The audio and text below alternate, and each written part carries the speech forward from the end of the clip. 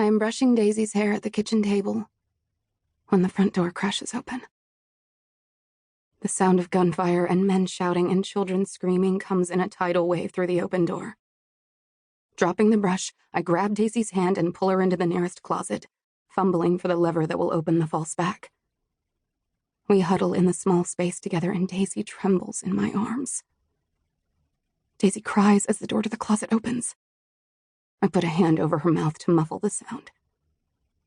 Her hiding spot is clever, but not clever enough. Someone taps on the wall. "This is Hollow," he shouts, and his hands make shuffling sounds as they grope for a way in. It only takes a few minutes before the latch is discovered and we are revealed. Daisy screams and I bury her face in my chest.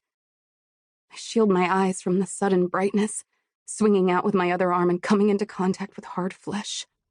"Whoa there," a gentle voice says. I peek at the source and see a man with kind eyes. I know it is a trick. How could he be kind when he has broken into our home? I lash out again and he catches my arm. "A little help here?" he calls over his shoulder. His grip is firm, and I cannot retrieve my arm from his grasp. I wrap my other arm tightly around a sobbing Daisy and glare up at him. The man is dressed in black from head to toe, a large gun strapped across his back. A woman pops up behind the man, her hair pulled back in a tight bun. She does not look as kind as he does, but she speaks in a quiet voice, holding her hands out in front of her. "We're not going to hurt you, sweetheart," she coos, and I roll my eyes. I am nobody's sweetheart. "Just come out here so we can talk." I want to protest, but I don't have many options. The man with the kind eyes tugs on my arm, and reluctantly I stand, pulling Daisy to her feet with me. She clings to my skirt, trying to disappear into the folds. Daisy has only been with us a few months, but we have already bonded. Daisy isn't her real name. I don't know what her real name is. When Glenn brought her to me, he handed me a bouquet of fresh-cut daisies. It seemed fitting. She's like my own daughter. We emerge into the kitchen, and I sit at the same table as before.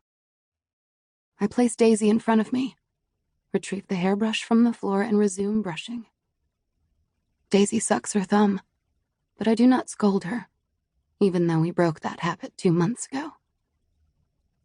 "What is your name?" the woman asks, sitting across from me. Brush, brush, brush.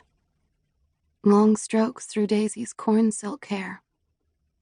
It is almost halfway down her back now. Sometimes we go out and make dandelion crowns, and she looks just like a princess.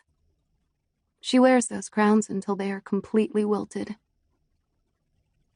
The woman is still staring at me. "My name is Meredith," she says. "And this is Connor." She gestures toward the man. "Can you tell me your name?" Can I? Certainly. I bite my lip, wishing for guidance. As if by divine intervention, there is a commotion from the back door and Glenn bursts through. His arms are pinned behind his back, and he is surrounded by men dressed in black. He sees me and his eyes widen. "Say nothing, baby, okay? Don't tell them anything." He continues to shout as the men wrestle him toward the front of the cabin. "I love you, baby, remember that!" I blush at his declaration in front of these strangers. The man and woman interrogating me look at me with odd expressions. "Is that your husband?" the man asks. Brush, brush, brush. "How long have you been here?" the woman wants to know. The strands sift through my fingers. The man's eyes narrow. He looks as if he is concentrating very hard on putting a puzzle together.